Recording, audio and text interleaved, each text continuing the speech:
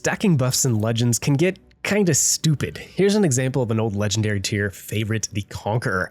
In maxed out situations, it's possible to get the reload on this thing down to the 17-second range. I'll show you how. And with 12 massive HE shells that deal 7,000 damage and have a 48% fire chance apiece, this can get pretty busted. Let's start with the build. Aiming systems 1, I think this is pretty much a must-have for British battleships because their dispersion is kind of wonky and it gets worse at really long ranges. Conqueror has a sigma of 1.8. That's not bad, it's pretty average for the tier, same as Yamato and the Burgonia in our game, but the dispersion can be kind of annoying. Propulsion, conceal, and of course this little beauty is going to buff our reload, and as we get more damage, it's going to buff the reload even more, and it's part of the equation today. If we reach 150,000 damage, our reload gets buffed an additional 10%. Now you may say, Derka, that's crazy, you don't get that much damage, it takes a long time. Well, my average damage in Conqueror is actually 117,000, so that is an 8% buff, meaning most of the games that I play, we're getting over 100,000 damage easily, so it's a pretty good buff to the reload.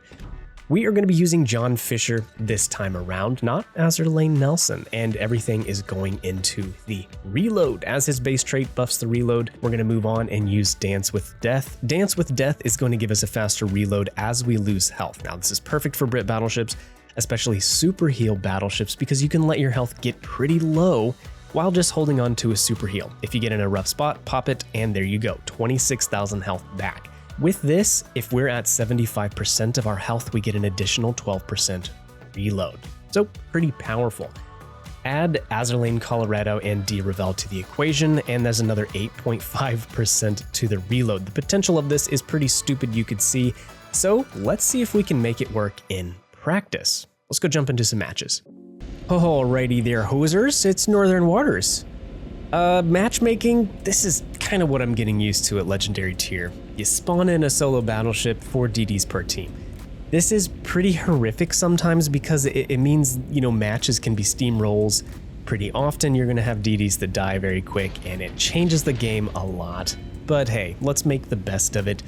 Normally, in Brit battleships like this, I keep AP loaded to begin the match with because it sometimes catches people off guard. They're expecting a big chonky HE salvo, and blammo, you hit him with some AP. So let's keep that loaded as we roll out to the seaside here. We have a DD off spotting for us, and I think our main objective really is to make sure we support him. If any of those red DDs pop up, we gotta be ready to blap them. A little bit of a disclaimer. If you see some wonky stuff going on with the field of view, Conqueror, our first target of the day. Let's see how the AP does. By the way, we're rocking a 22.9 second reload to start the game with. Let's watch it as the game progresses. Nice, little cheeky 13k, and he did shoot HE back at us. But yeah, I'm having some stick drift issues with my controller, and it's really annoying. This is my 3rd Series X controller, and I don't think I'm that aggressive of a player or that strong that I'm just breaking all my controllers. Is it just possible that they don't make them like they used to? Is that possible? Anyways, we're gonna let this double fire burn. If you have a Conqueror aiming at you, that's the best thing to do. Just let the fire burn, and it's gonna play right into our hands with our Dance with Death perk. Our reload's gonna get faster, and we're gonna be able to heal all of this fire damage back. And Conqueror, it's our turn, buddy. Let's hit him with an HE salvo of our own and see if we can sail off into the sunset and leave him on fire. And on fire we did leave him. We got a lot of broadsides over here. I promise I did not pay any of these guys. Let's see how we can do against the Marco Polo. But yeah, it seems counterintuitive to have AP loaded when you have battleship shells that deal 48% fire chance per shell. I know it's crazy, but the AP isn't bad either. There we go, we picked up another, I don't know, what was that, 13, 14k? Not bad. Azerlane Nelson has definitely been the goated commander for this build for all Brit battleships because of Big 7. And you get a buff of 16% to each of your HE shells and AP shells, I believe. Let's see if we can hit this DD in mid. One shell. But every one shell that hits a DD in the Conqueror, 1300 damage, man. That's a lot. And let's see if we can go ahead and clap Sumner here as well. We got to get these DDs off the match. Let's see, did we get him? Kind of a yoink there, but that's okay. At least we got him, and things are looking pretty good to start with. But yeah, big 7. Now, it's great. You're going to add over 1,000 damage per shell, but you lose AP pin. And that is one really great thing about this Fisher build, that you can retain your AP penetration and at long ranges surprise people who might not be expecting it. Alaska, we got you in a pretty tough spot. We do have to be careful of Marco Polo. We're definitely not a brawler in Conqueror, and typically I would try to play this ship at the edge of its concealment range, but really Alaska, I think we can bully him. He's kind of showing that he might be a little bit newer of a player, so yeah, we'll be fine. Let's definitely watch out for Marco, though, with as aggressive as he's being. You know, he might be a brawler type guy. He could sneak up and definitely get us.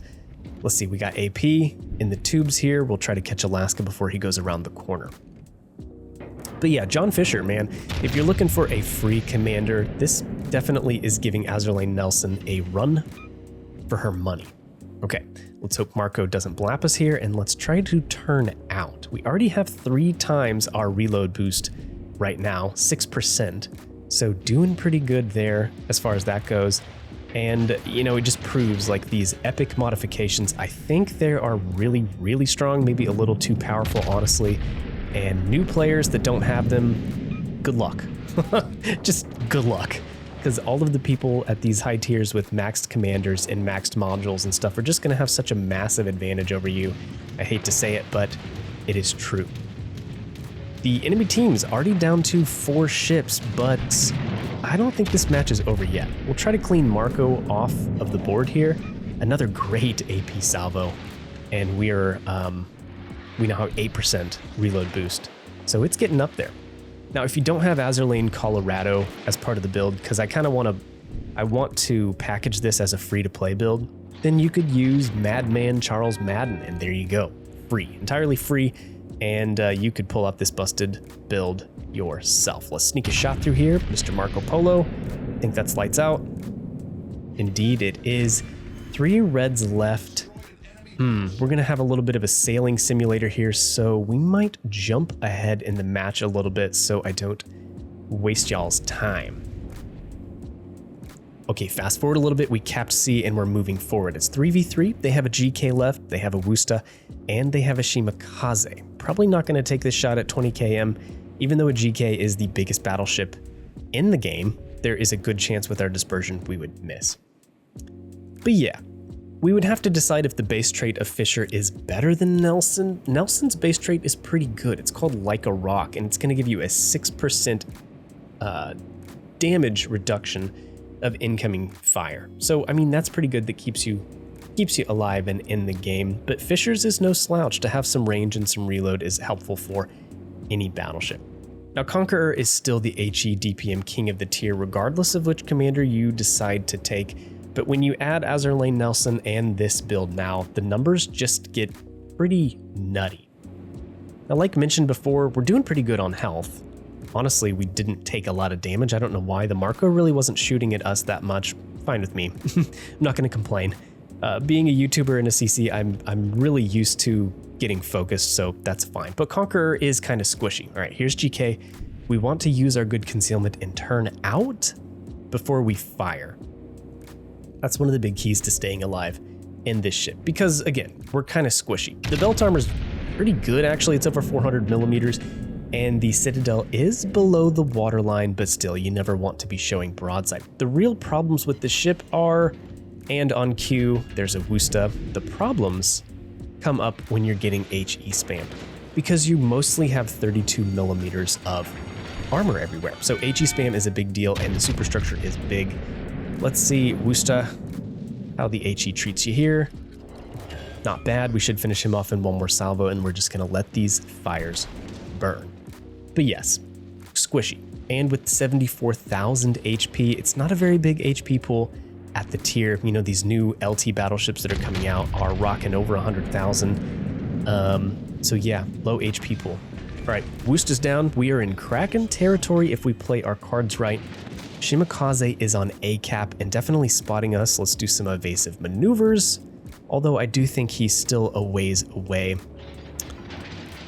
But if our destroyer gets him spotted here, yeah, we can definitely blap him. It's never fun to see 4 DDs on the enemy team, but I will say, if you're going to be in any battleship, Conqueror would be one of the best ones to be in. Schlieffen, because you have sonar and secondaries, but Conqueror has this amazing HE, and if you're landing a couple shells, you know, you can definitely get dev strikes. I've done it before. Okay, there is Shima. We'll see if we get the fire on GK, and then let's definitely shoot Shimakaze.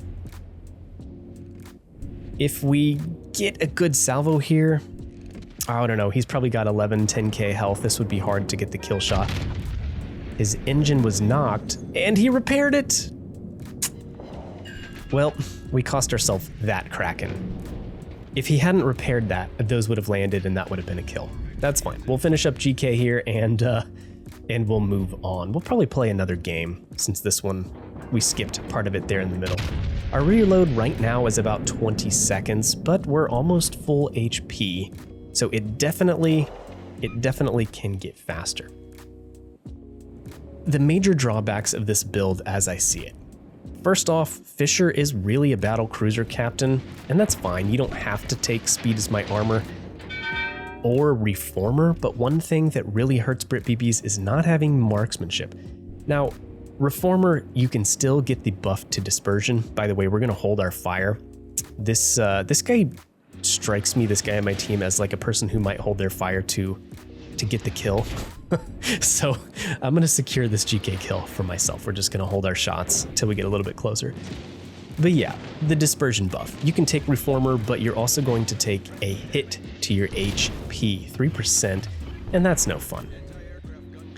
Okay, GK, I think it is time, my sweetheart. This is a pretty decent match. You know, if you ever have an LT match that makes it 13 minutes into it, that's doing pretty good. We got the fire, so that should be the kill. All right, we'll take it. Not quite 200k. We got a fireproof, that's great. That's awesome. That's something you see in Conk often. How's the XP? 3486, nice. All right, let's get into another one. We've got Islands of Ice, and we're over here on A, and once again, 4 DDs. But it's fine, like I was saying, we're in Conqueror. This is fine. We're gonna make it worse. We have a 52 with us, and that gives me a lot of confidence, actually. I think a player that would have ground their way to have that DD already, they should be a pretty competent player. Sometimes I can tell just by looking at the boards. Speaking of our main, I think he had a brownie patch, which is like the noob symbol, basically. We don't want to jump to conclusions here, but he might be a pretty new player, so we can try to be helpful to him. We'll see if we can set a 20-kilometer fire to start things off, and we just got to watch out for these big battleship AP salvos moving in. Once again, like the last game, I want to be close to our DD so that I can support him if the enemy DD is spotted. But yeah, Fisher is definitely geared more towards battle cruisers, because battle cruisers don't need marksmanship, they don't need the dispersion buff. They have battle cruiser dispersion ellipses, so they're more accurate without getting super nerdy. Yamato's looking at us. Let's go ahead and slam on the brakes here and see if those shells will fly by. And there is an enemy DD in A cap, so let's maybe save our fire to see if he gets spotted. 52 is not being aggressive, maybe because Palmer's pushing in. So let's break some torpedo tubes, let's break some secondaries of Palmer. Maybe make him think twice against rushing. Yep, there's one broken tube and the other one incapacitated.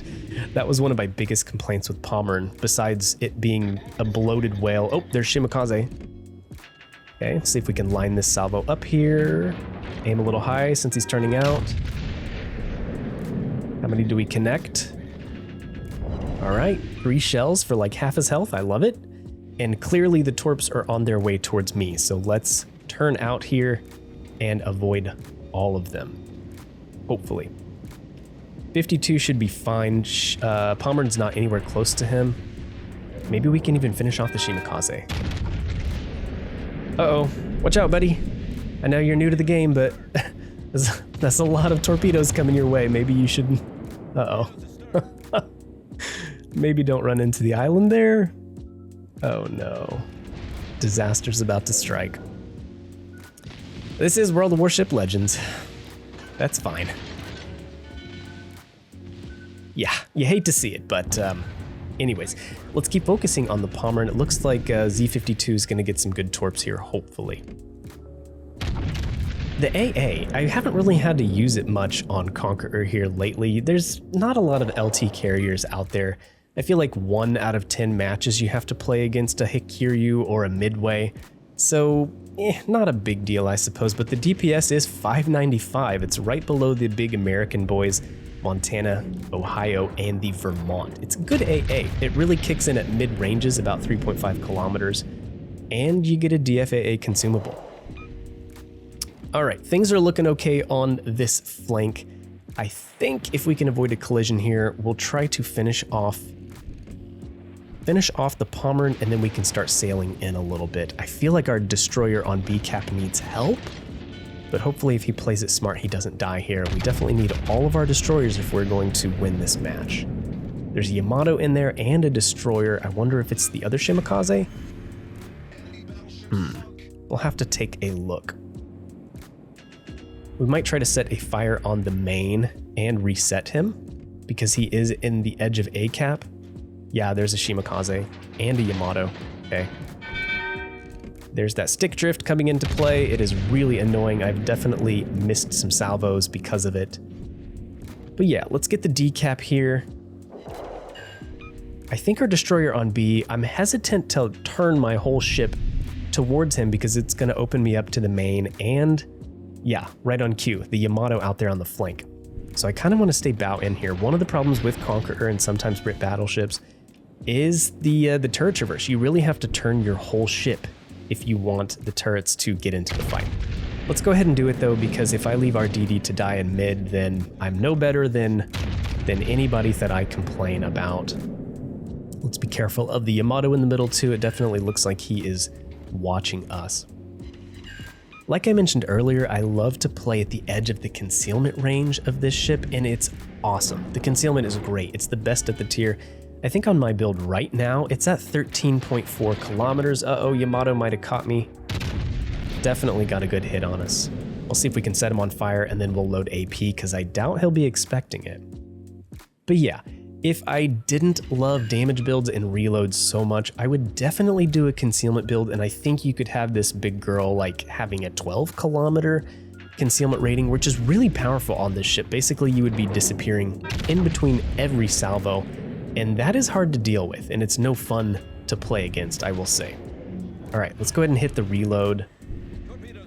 I'm sorry, the repair. Our reload was getting pretty fast there, I will say.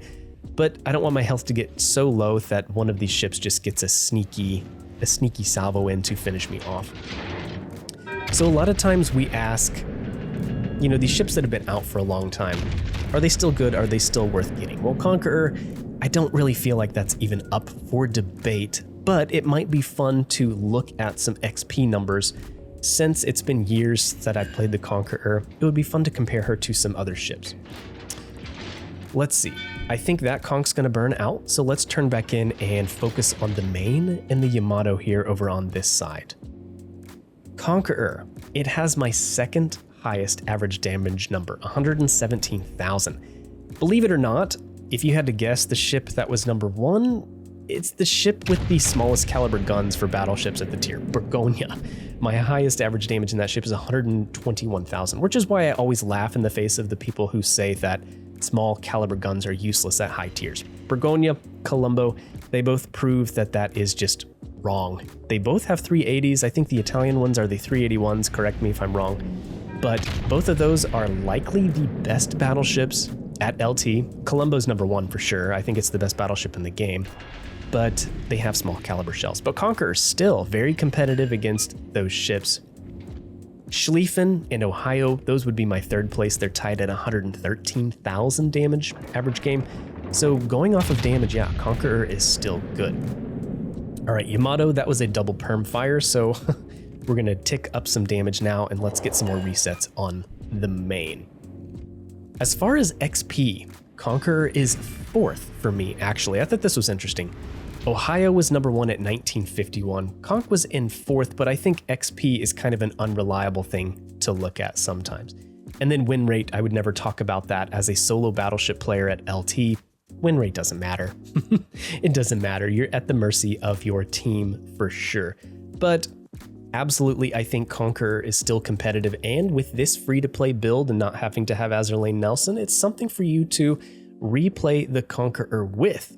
Let me know what you think of her in 2024 in the comment section down below. This is Derka signing off. I'll catch you in the next one. See ya.